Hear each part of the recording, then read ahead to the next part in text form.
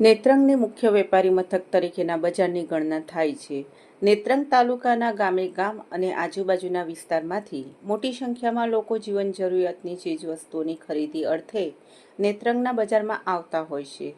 નેત્રંગ તાલુકા મથકેથી અંકલેશ્વર, બુરહાનપુર અને અંબાજી ઉમરગામ 2 રાષ્ટ્રીય ધોરીમાર્ગ પસાર થતા હોવાથી હજારોની સંખ્યામાં વાહન વ્યવહાર ધમધમે છે. નર્મદા પરિક્રમા, પાવાગઢ પગપાળા સંઘ, શેરડી પગપાળા સંઘ અને હજારોની સંખ્યામાં મુસાફરોની અવરજવર રહેતી હોય છે.